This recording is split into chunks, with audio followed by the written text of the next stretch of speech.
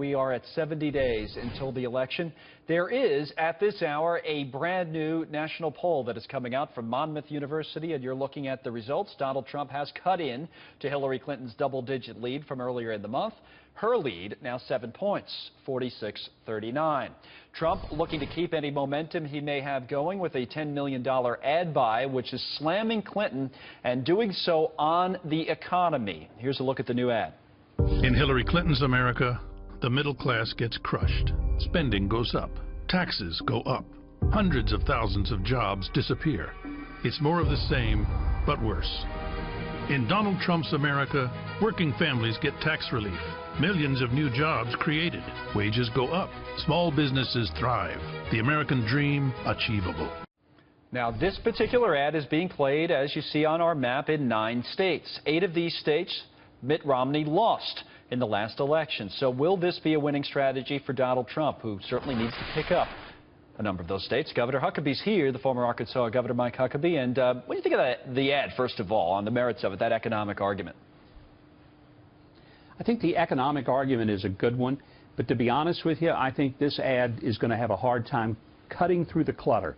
Because there's going to be so many political ads, and I don't see that it's that different from what you typically see in a political ad. And I hate political ads that look like all the other political ads. That's interesting. It shows you how I'm programmed, because I watched like it those. And I said, man, this is pretty good. It's a pretty good argument. I mean, this is if you're making a Republican argument, this is makes it fairly well. But I guess you're right. It is what we've seen before. So what would you have done differently? What do you think Donald Trump, who is a different type of candidate, should be doing?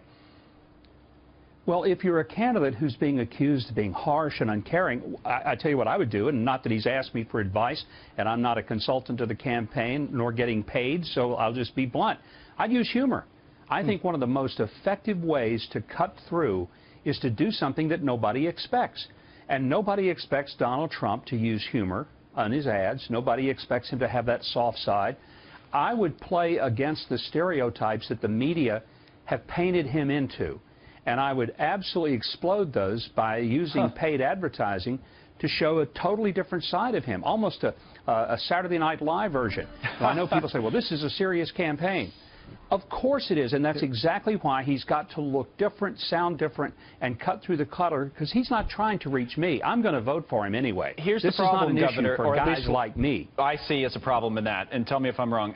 You're essentially self-deprecating. You can be when you're humor. You make fun of yourself. You don't mind, take yourself overly seriously, certainly compared to other politicians, but you're okay having a laugh. We go back and forth. Trump, his humor it's more, it's the Don Rickles humor. It's making fun of other people as opposed to being self-deprecating. We've never seen that side of Trump before, have we?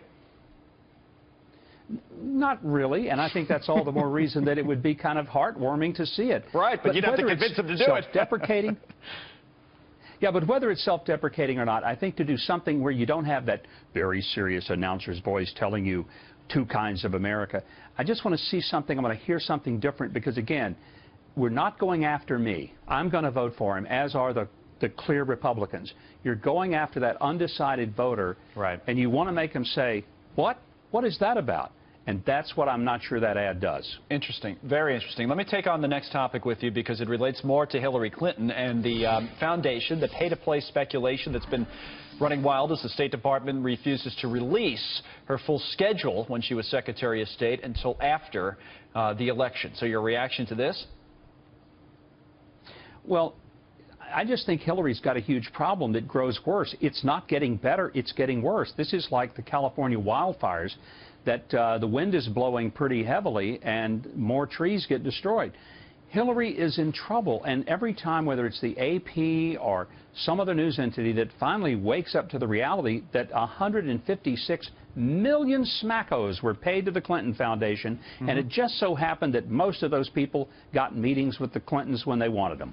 Now, some people would say, boy, but all of this is not having an effect. But I would say, no, it is having an effect. The question is it enough? Say, over the weekend, 538, which runs the numbers on this, said that the chance of Donald Trump or of Hillary Clinton being president went down a little bit. So Trump now has a 19% chance instead of an 11% chance, be that as it may. We just gave you a poll from Monmouth that instead of being down 13 points, now he's down 7 points. So the narrative there would be, yeah, he's getting a little bit closer. These last couple of weeks have been tough for her politically. But is it enough? Is there enough time left?